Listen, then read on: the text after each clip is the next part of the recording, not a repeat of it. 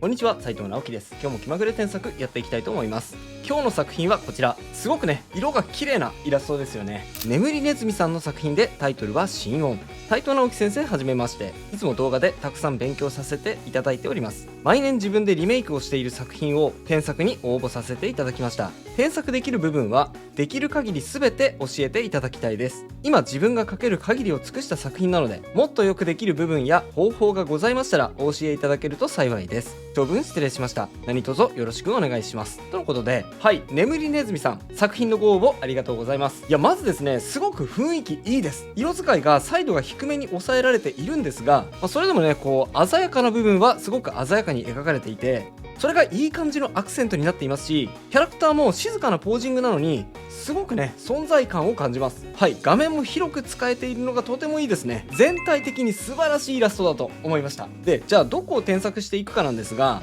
僕がですね、このイラストで気になった点はたった1点だけ。顔がですね、ちょっと大きめに見えすぎているっていう感じが僕はしました。で、その原因は2つあります。1点は、ただ単純に顔が大きいだけ。これはね、ちょっと縮小するだけで解決します。で、もう1点は、こっちの方が問題なんですが、顔の中身の描き方、目、鼻、口の崩れによってなおさら顔が大きく見えているんじゃないかってことなんですね。特にね、顔の造形に関しては一個一個のパーツ、目、鼻、口、それぞれはうまく描けているんですが、ちょっとね、こうついている位置のせいで崩れて見えてしまっている感じがするというか、ちょっとこう独特な癖のようなものを感じるので、そこを直すだけでとても良くなるんじゃないかと思ったんですね。なので今回は特に顔の部分、ここ一点に着目しながら添削を進めていこうと思います。今回の動画を見ていただければ、どのように考えれば顔がうまく描けるのか知っていただけて、ご自分のイラストの顔の部分にも活かしていただけるのではないかと思います。ぜひ最後までお付き合いください。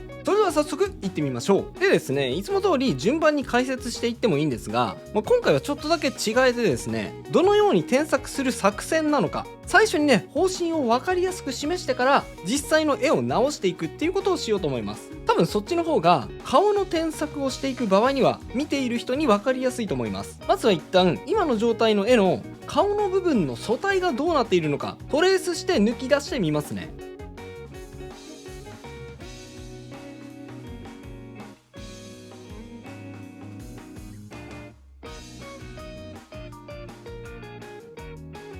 はい、トレースして素体を抜き出してみました。今こんな感じですね。はい、一見特にね、何も問題ないように見えますが、僕はこの時点でちょっと気になる点が何個かあります。まずは1点目、耳の位置でしょうか。今ね、かなり目の近くに耳がついているんですが、結構この子横向きに近いので、ここの距離を離してあげないとあまり横向きに見えなくて、でそれが原因で顔が大きく見えるんじゃないかっていうことがあります。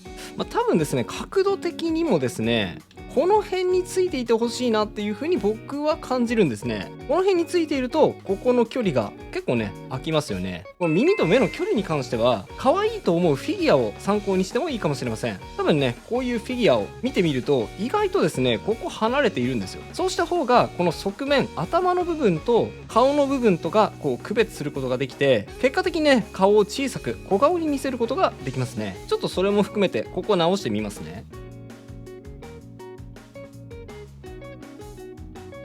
あとですね、気になるのはこの目の左右のくっつき方でしょうか。今ですね、左右の目をつなぐとこのように右肩下がりになると思うんですが、ちょっとですね、体の角度とかを考えるとどちらかというと右肩上がりになるべきなんじゃないかと思うんですよね。この体全体のカメラの撮り方、角度によると、こっちの方が自然なんじゃないかと思うんですね。はい、これに関してはですね、パースが分かりやすいようにこの顔全体を箱にして立体を描いてみると分かると思うんですが、ちょっとね、描いてみますね。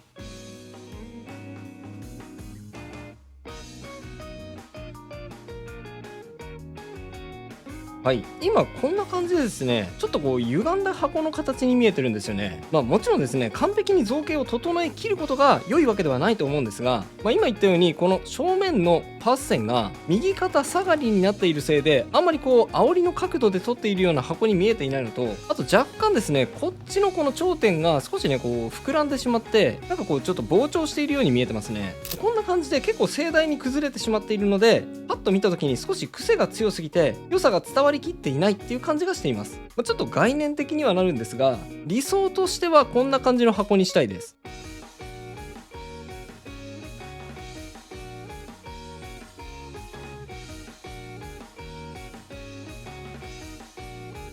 はい、こんな感じですね。箱の形を整えると、特にこの線に着目してほしいんですが、このようにですね、目は左右つないだ時に若干右肩上がりになるはずです。それを考えると、こっちの目はもう少し上に来るはずなのかなって思うんですね。あと目線ですが、今ですね、こっちを向いているのか、それとも上を見上げているのか、いまいち判断がつかないので、そこをどっちかにした方がいいっていうのがあります。それともう一つ、これは目の位置とかは関係ないんですが、ここの光の面分けですね。これがですね、あんまり良くないような感じがしてますね。このせいで可愛さが少し損なわれているような気がしています。はい、今言った部分を反映させて素体を直してみると、こんな感じになるでしょうか。一旦ね、素体だけ直してみますね。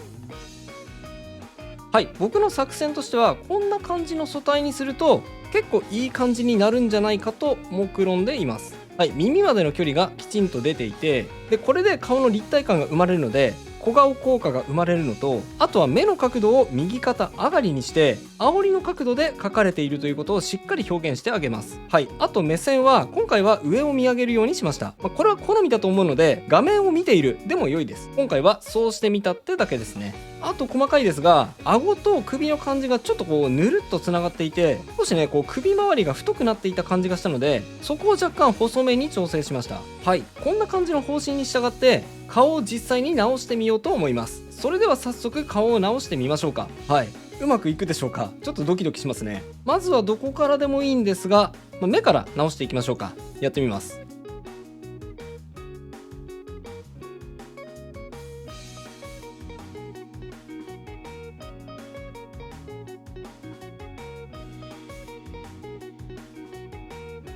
はい、一旦目の位置だけ調整しました。おそらくですね、元々のイラストは正面顔の印象に引っ張られすぎて、手前の目が右側に寄りすぎていて、で奥側の目が少し左にせり出しすぎていたという感じだと思います。それを踏まえてさっきの箱の図を参考にしながら立体感を整えたという感じですね。もちろんですね、カメラの角度的に顔を煽りで撮っていたとしてもですね、首をこう画面の方にこちら側に傾けていれば目の角度は煽りに関係なく右肩下がりにはなり得るんですが、今回はそういう意図は作者になさそうに見えるので、単純にこのように添削させていただいております。それとさっきも言ったように目線の調整もしますね。こうです。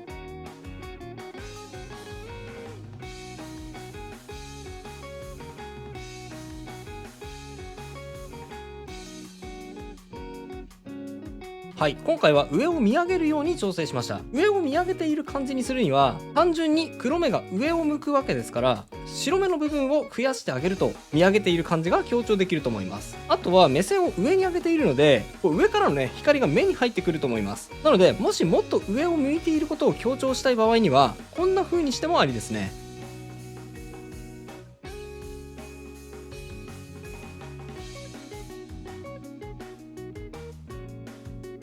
はい、黒目の部分に明るい部分を追加しました。こうすることで上を見上げている感じがより強調できると思います。あとさっきも言ったように首と顎のつながりがちょっとぬるっとしていてですね、首が太めに見えているので輪郭も含めてこの辺りを調整してみますね。やってみます。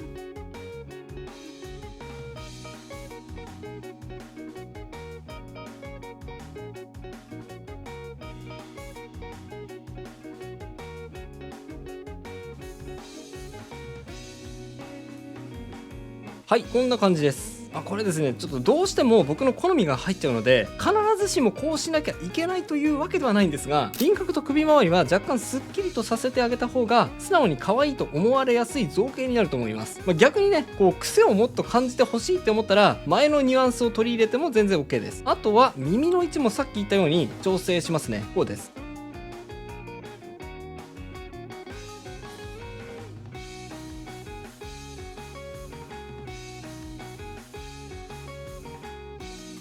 はい、こんな感じです。でちょっと輪郭を調整したので口の位置も少し変になってしまいましたかね。口も調整します。こうです。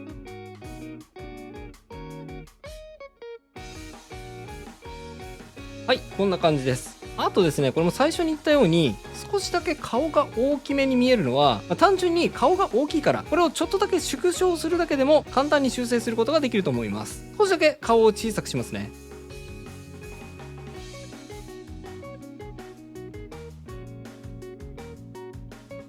はい、こんな感じです。次はですね、僕がちょっと気になっていた顔の影付けの仕方なんですが、今ですね、この顔の面分けがこんな感じになっているんですが、気になってるのはですね、この部分です。この部分のせいでちょっとだけほっぺたがこう下がっているニュアンスというか、そういう感じがしてしまっているんですね。で、逆のほっぺたを見るとこの辺が頂点になっているはずなので、それを考えるとこの逆側のほっぺたもこの辺が頂点だと思うんですよ。なので単純にですね、こっから上が明るい、こっから下が暗いみたいな、そういう単純な目分けにしてあげた方がほっぺたがこう持ち上がって張りのある肌に感じてもらえるんじゃないかと思うんですね。例えばこんな感じです。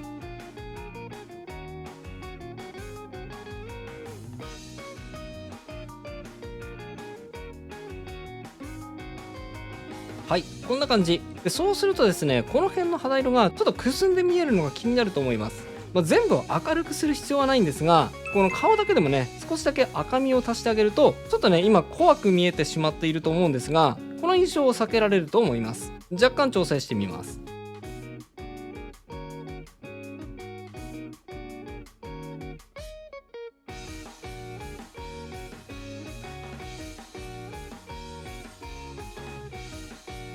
はい、こんな感じです。で、描いてる間に最初にあった涙が消えてしまったので、ちょっと加筆しますね。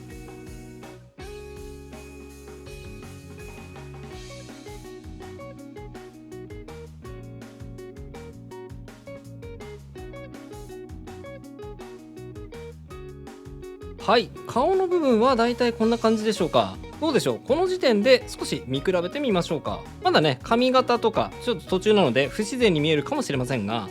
これとこれ、これとこれ、どうでしょう。意外とですね、顔って正面顔を描くときにはね、それほどでもないんですが、斜めの顔を描くときってちゃんと目つきとか、あとは首周りのつき方とか、大まかな立体感をきちっと把握しないで描いちゃうと、風船にねプーッと空気を入れて膨張したような、なんかボワーンとした感じの立体になりがちなんですね。見比べてみるとよくわかるでしょう。眠りネズミさんはこの辺りを意識的に取り組んでみると、次のステップに進んでより高みに到達できるのではないかと思いました。さて、耳の位置なども変更してしまったので、それに合わせて若干髪の毛も調整してみます。こうです。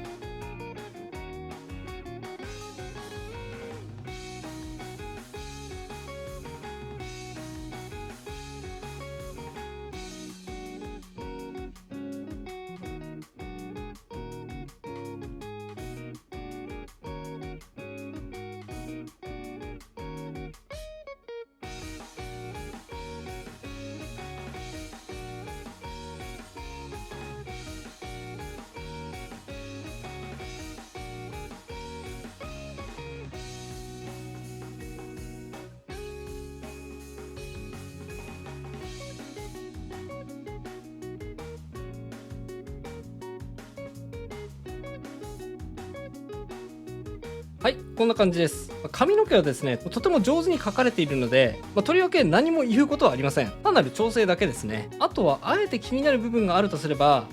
そうですね、本当に若干ですが、手前に舞っているこのプリントですね、この真っ白なプリント用紙、これの画面への入り方がほんのちょっとだけ気になるといえば気になるでしょうか。ちょっと調整してみますね。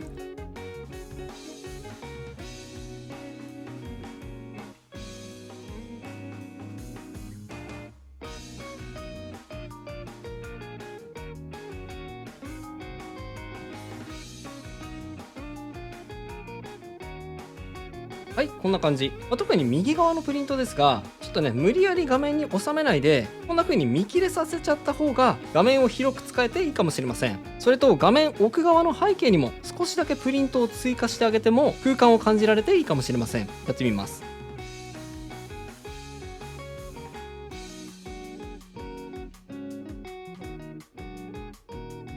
はい、こんな感じです。今回の添削は以上となります。並べて見比べてみましょうか。はい、右がビフォー、左がアフターです。こんな風に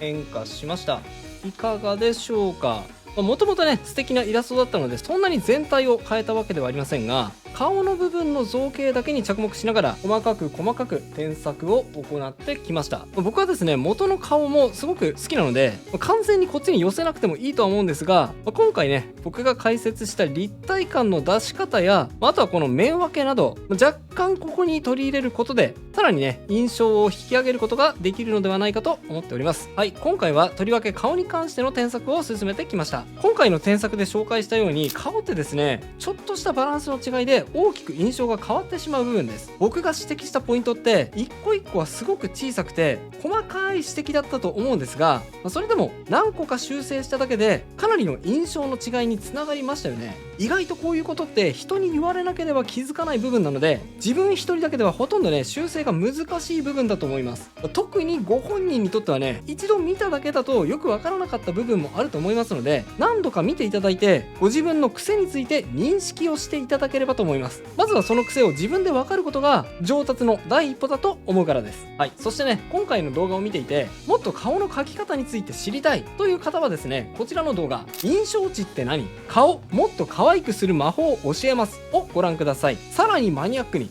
可愛い顔の印象作り、造形作りのノウハウについて共有させていただいております。それでは最後あのコーナー、気まぐれあっち向いてほいのコーナーです。僕にあっち向いてほいを仕掛けてみてくださいね。いきますよ、準備はいいですか？